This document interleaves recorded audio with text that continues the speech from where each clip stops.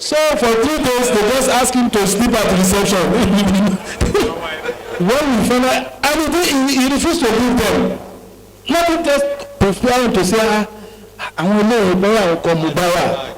Bí ṣe bá pariwo pé nọ́mbà bọ́ọ̀sì ní 8 ní ẹ̀wọ̀n yìí tí ọ̀nà tí 8 nígbà tí wọ́n rí pé wọ́n tọrọ àwọn sì kọ́ra bí tẹ̀ nígbà wọn mọ́tò.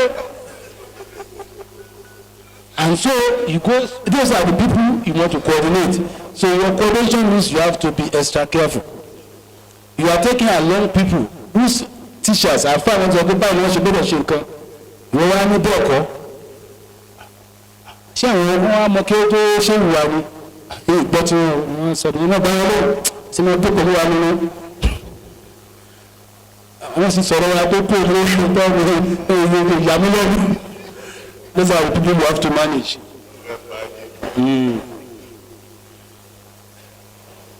And again, you have to educate the pilgrims on how to use even as small as their money, how to manage it. When pilgrims arrive in Medina, I have never gone to where they do teeth. They go to I don't even know where it is. I've never been in the place. Wallahi, I don't know. But for somebody whose first time outside Nigeria is Medina, he already knew. I can't be a road joker in Medina. What did you have to go?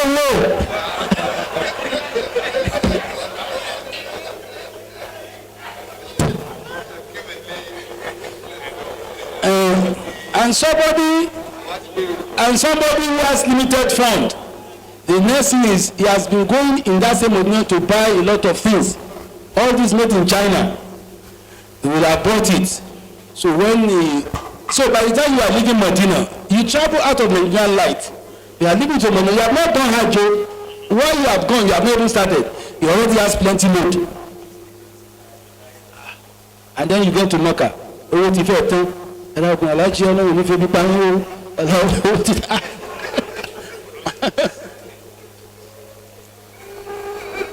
Those are part of the thing we have to coordinate. And there's a lot to say. I'm happy my colleagues are here. And Hajj operator is a guide. He must guide all the pilgrims from the first day you are leaving to the day you arrive. They must be able to know that you know what they don't know. Always be truthful. I will always tell my pilgrims, Wallahi, I will not lie and I will not deceive you. The only thing is that if you are facing challenge, you are facing it together. If I'm in the hotel, there's no water. And sometimes there may not be water. Because you have some very good hotel, they don't have borrow.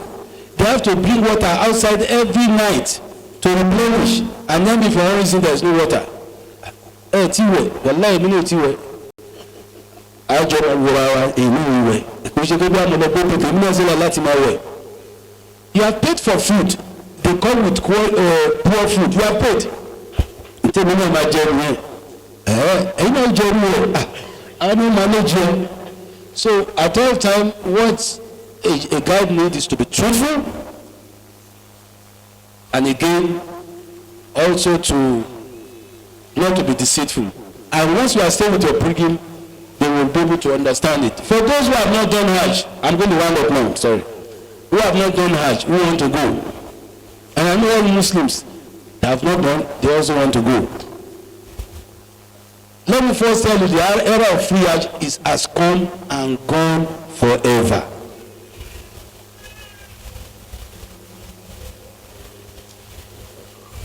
The era of free Hajj has come and gone forever. By the government, yes, it has come and gone. Even Kaduna State, which used to have the largest number of pilgrims in Nigeria, is not sponsoring any pilgrim this year. And for me, why should we look for free Hajj? La yukallifu Allahu nafsan illa wus'aha. Once Allah has not make it a problem for you, why make it a problem for yourself? You are poor. No, nobody is going to ask you. The same way, you can't do Hajj, nobody is going to ask you. The era of free Hajj is gone. But I know this Nakali which I used to run up. You've never done Hajj, you have done Hajj, you want to do, after every salat, say Allahumma salli ala Muhammadin wa sallim, and tell Allah, as-salatu mufa even to the Prophet Muhammad in his grave. I want to go and pray for him in his grave. And you see little Madina, kuma binaka, wa subhana rabbika, rabbil izzati amma yasifun, wa salamu ala al-mursalin, walhamdulillahi rabbil alamin. Allahu Akbar. Gbogbo ẹni tí o ti lọ Ọlọ́run kó má ṣe lé wọ́wọ́ o. Gbogbo àwa tá a ti lọ tá a tún fẹ́ lọ Ọlọ́run jẹ́ á lè máa lọ o. Of course, Ustaz has done a lot of and it's a beautiful presentation. Let me start with the last line on the issue of the 197. The money paid for the 197 has actually been remitted to the CBN for a long time. It's not as if the money was being paid now or has just been approved. At the time of his approval, they already had the bulk money. So nobody is doing anybody any favor. That is one. Moving now to the issue of pilgrims. Tour operators as well as the state, you don't have problem to a large extent aside from the one identified by Ustaz Zikrullah Hassan. But to those of you who are here, to pay the money is not difficult at all. Whether 1.6, 2 million, 2.6, some people pay as high as between 5 to 10 million per person. That is not a problem to you. But to prepare in the real sense of it, all the manasik that you give to this set of people, next week I will read it. When is next week again? So after all, I still have 2 weeks. Then you say, I will do everything. The last 1 week, I will not do anything. I will ensure that I read it. Finally, when it's about boarding the plane, he will say, is he tweeting and sending messages? By the time he sits inside the plane and they say belt up, he has slept off. Only to be woken up for refreshment, and by the time the plane is landing, the first place where you know he has not attended any lecture and has not read anything is when he gets to Jeddah. And they put him in a secluded room. Say, these people are damn nonsense. What the hell do they think they are? I'm an MD of So you therefore, you people here, aside from reading, please ensure that you attend the classes for the Hujjaj. We appreciate it that those who are from Indonesia, Malaysia, Pakistan, 10 years they are on the line because they want to perform Hajj. That is why the figure of those going for this year's Hajj, because of the economy, has dropped. But not so for these 3 countries, because they have paid 10 years ago. 10 years ago, lining, just waiting that, look, you have paid now, be preparing for it, your turn will come in 10 years' time. But here, you only dream. And after dreaming, you say, Alhaji gbogbo tí ọba gbà ní mo fẹ́ lọ, mo lálàá lánàá pé lọ, mo sì fẹ́ lọ. The other one is when going to the tour operators, please ask questions. A number of us do not ask questions. Is he licensed to do that job? Why is he asking you to go to the airport without your traveling document? If he's not licensed, then ask him, who is the licensed agent that he is fronting for? It's very, very necessary. See, because last minute you see brothers calling you at odd hours. We paid money to Musafar. In fact, they were announcing on the radio. They said, look, is he licensed? That's a major problem that those of us here, and we lose billions, not millions, because Because if you, on the average today, at that category, you are paying about 2 million. And you can imagine the number of people who have been. Lastly, there are categories. If you pay a 1.3, 1.5 million, and they put you in a tent B, which is more than 3 kilometers of trekking before you get to the Jamarat, you cannot be cursing them because that was what you paid for. You can't compare yourself with a person who has paid 2 million with a 3-star hotel, who is just 5 minutes away from the Jamarat, and when he's coming back, he's going to trek 10 minutes back. Just as you can also, those who are in tent A cannot compare themselves with those in tent A plus, that are just 9 people in a tent, and they are paying, for that tent alone, you are paying 79,000 riyals. That is 7.9 million to be shared among the 9 of them. So if they have a toilet inside their own tent, why are you blaming them? Subhana Rabbika Rabbil Izzati Amma Yasifun. Alhamdulillah, I have to thank Zikrullah Hassan. He's done a beautiful job. And I'm also happy that companion members and some other MSS members are doing Hajj operations. Because I remember why Tome went in there, and it's from encouragement from Brad Fatai, is when we went for Hajj, and I think Alaja Oluwafu, she has stood up now, and we saw the kind of experience we had. Encourage us to say things must be done differently. And so for us, it's just from perspective of how can we make Hajj as less stressful as possible for people. But my experience so far is that Hajj for me is just about 2 things for Hajj operation. Maybe that's why it's called Hajj operations. It's all about operations. It's about logistics, and it's about managing human beings. Those are just the 2 fundamental things. In fact, and it's true. People, and what makes it worse is that for operators of our level, it's people like you that go with us.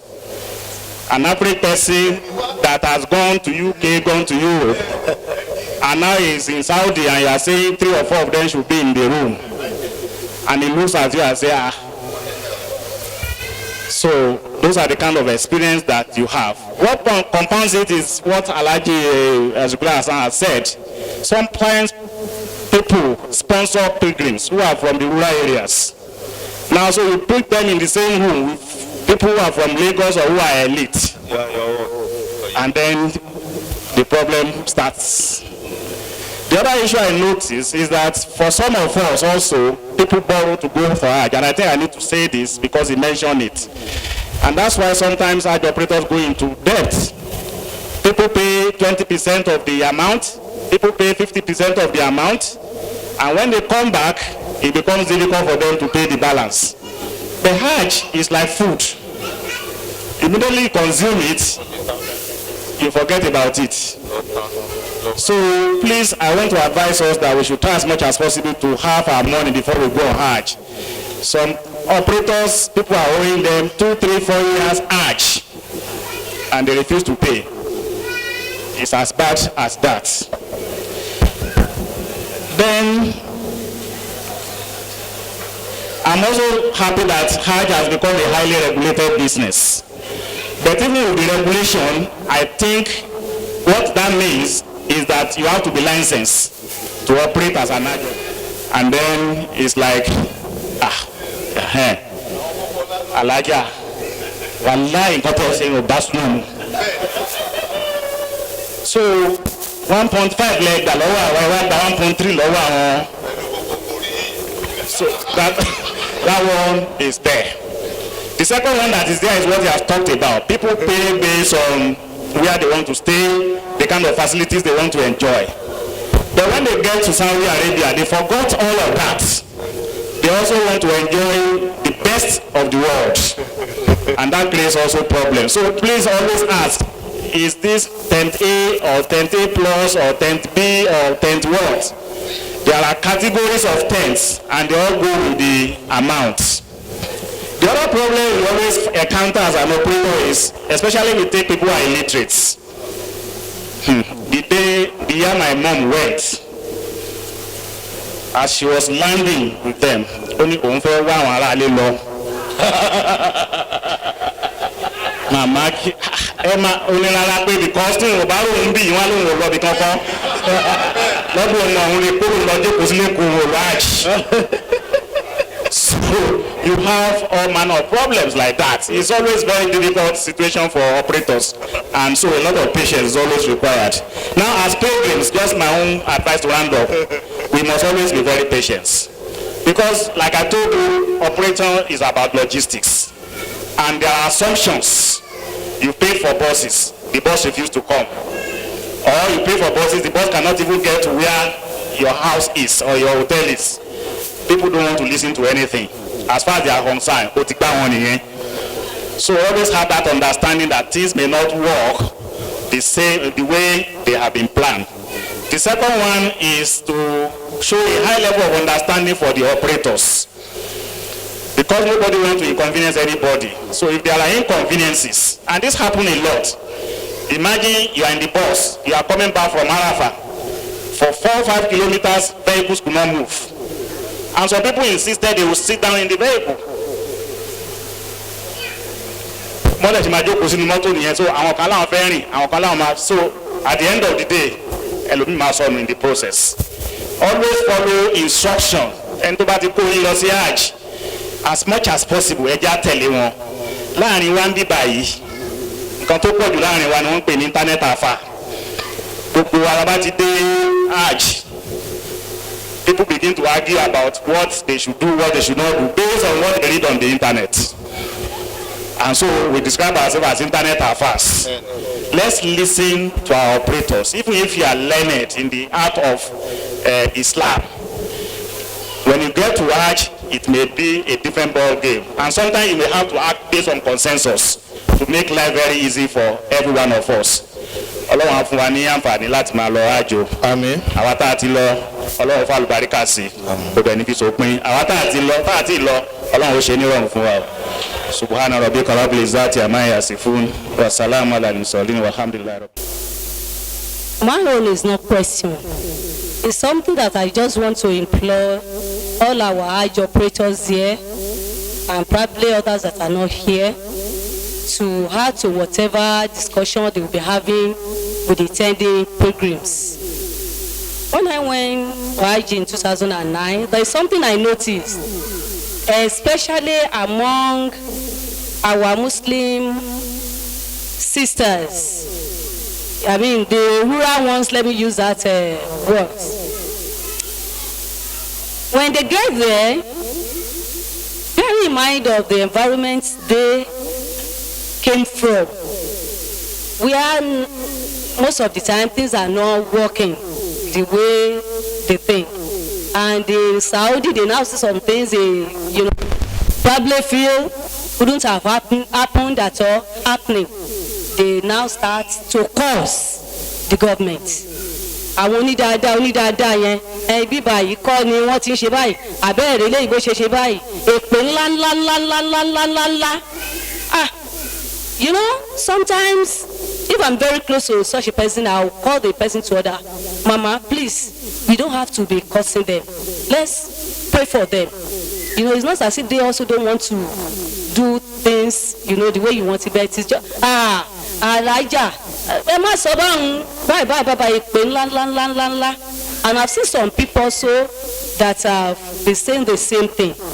In the lecture we have with them before they go on Hajj, let us try to let them know that where they are, to some extent, àṣẹ wà ń bẹ. Nǹkan tó bá dẹ̀ sọ Ọlọ́run máa fàṣẹ sí. Tàdúrà bá pọ̀ jè pé lọ Ọlọ́run á ṣàánú àwa náà níbí báyìí. Assalamu alaikum warahmatullahi wabarakatuh. Still on the 197 naira per dollar, I want us to note that I want to believe that I'm a Muslim speaking with Muslims, so I want us to be as objective as possible. I want to emphasize, especially in this era of propaganda, that there is need for transparency and communication.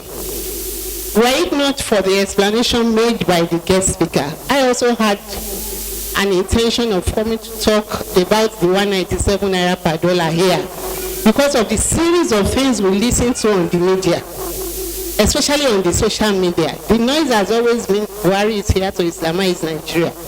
Look at this one again, 197 for Muslims. I even never knew that there was such a concession granted to the Christians. It was later that I got to know.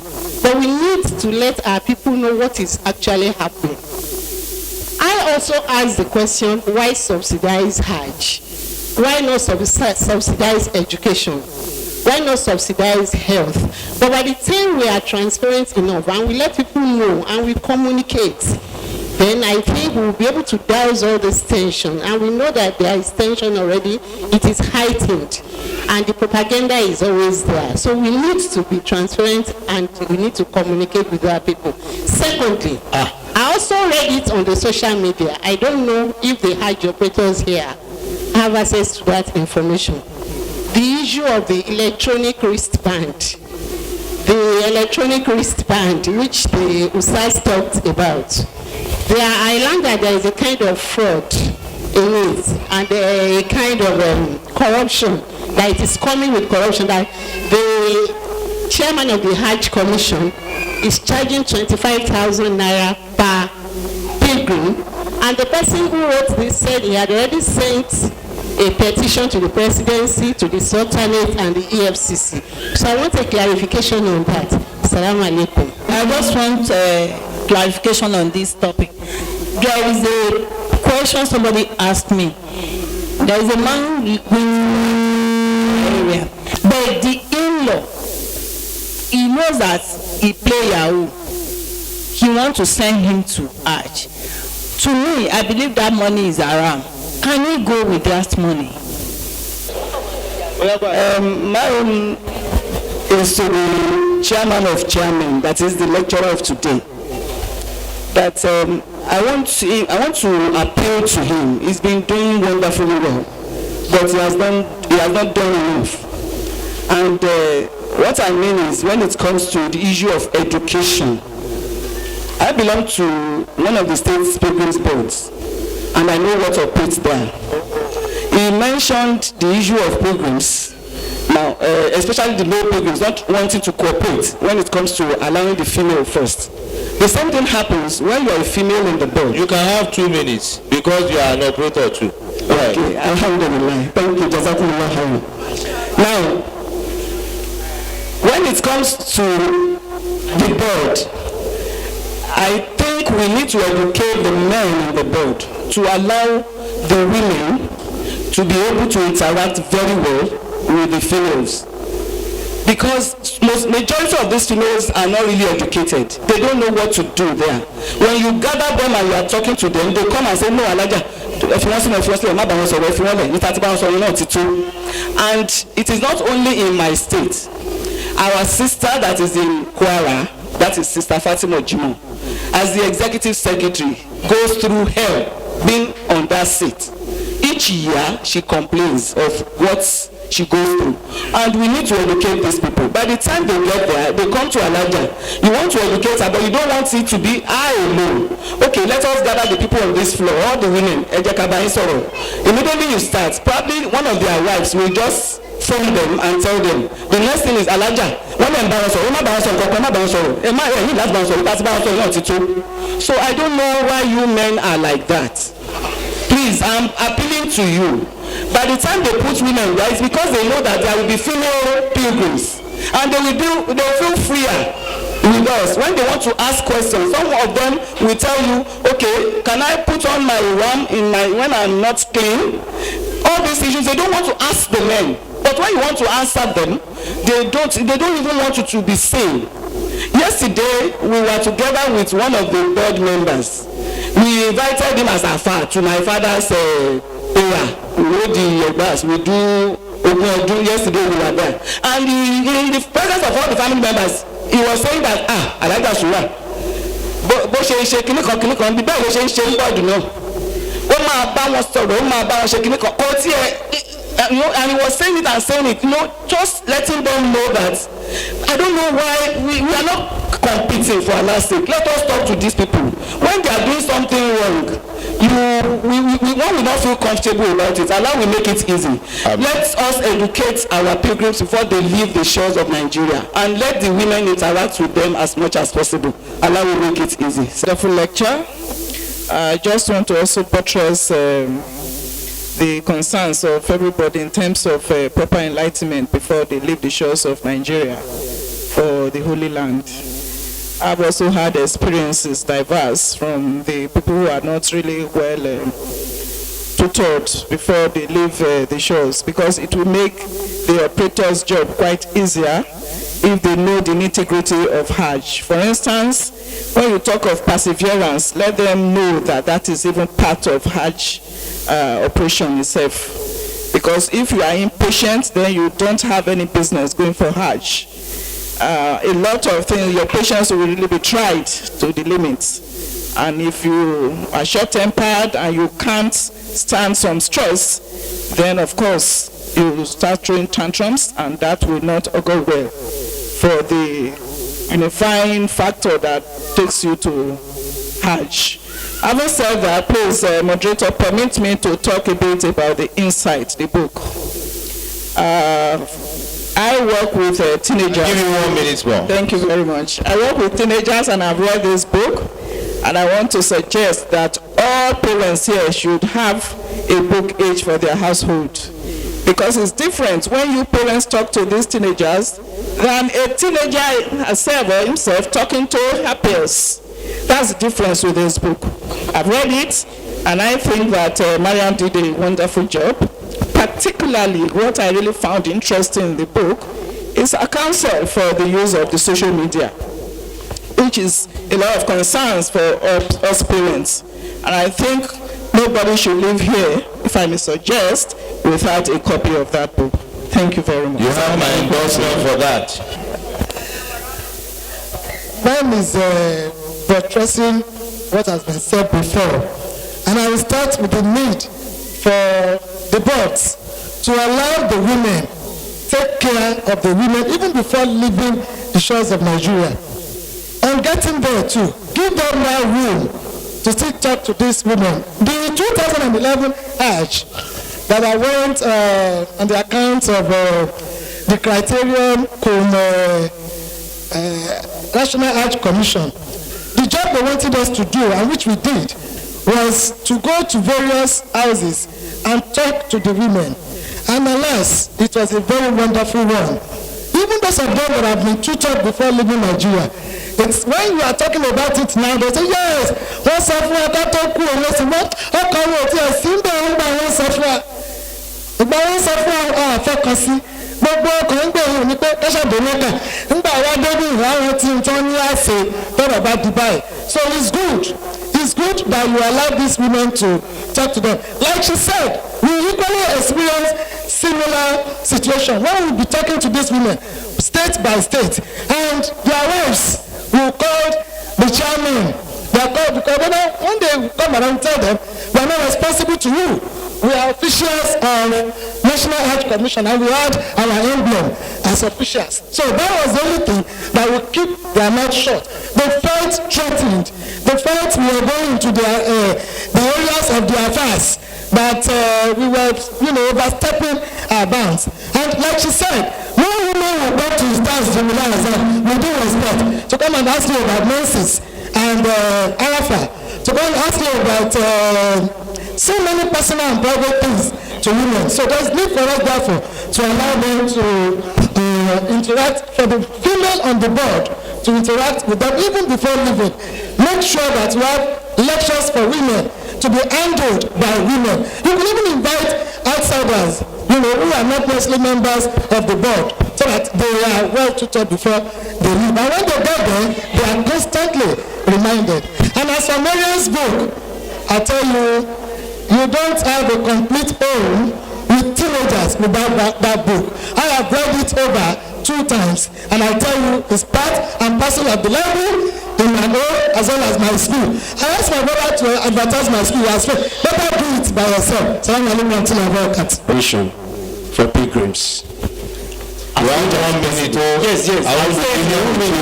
I ensure as much as possible that you are in your uniform. If you are lost, you can be easily found when you are in your uniform. That's number one. Because I got lost too. Thank God I was uniform. Then number two is the issue about airline. Recently, just 2 weeks, 3 weeks to the time that airlift will begin, we began to write in the newspapers that 1, 2, 3, 4 airlines have been barred from coming to Saudi Arabia.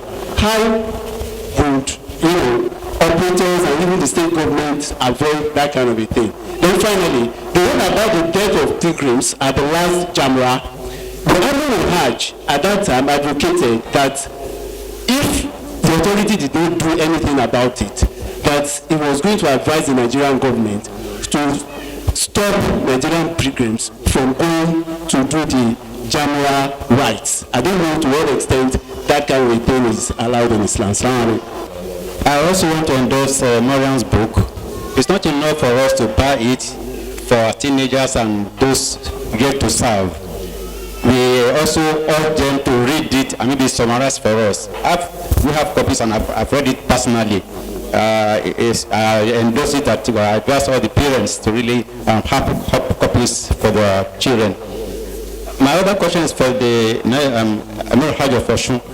The concept of Muharram in Sharia and Muharram in Sharia and in practicality, how realistic is it? And does it have, if the Muharram is arranged, does it affect the quality of Hajj? Guest speaker from Oshun. I mean it. Now, when he was stating the population of pilgrimage per country, I wonder that perhaps he missed it or didn't want us to know, but I think it's important that we know what is the usual population even for Saudi Arabia. Do they also perform Hajj? Now, he also mentioned that people with criminal record should not go on Hajj. I don't know whether I understand him like that. I wonder what he means by criminal record. Is he talking strictly in legal parlance or what? But somebody with criminal record has a lot of implications, and time will not permit me to be explaining that, but he knows what I'm saying. He's also my colleague. Now, the Hajj operators, yes, one of the three brothers who are Hajj operators have spoken, and I also appreciate what they said. But we have seen that a lot have been said about many Hajj operators whose conduct has put many intended Muslims, pilgrims, into disarray, and even dashed their hope.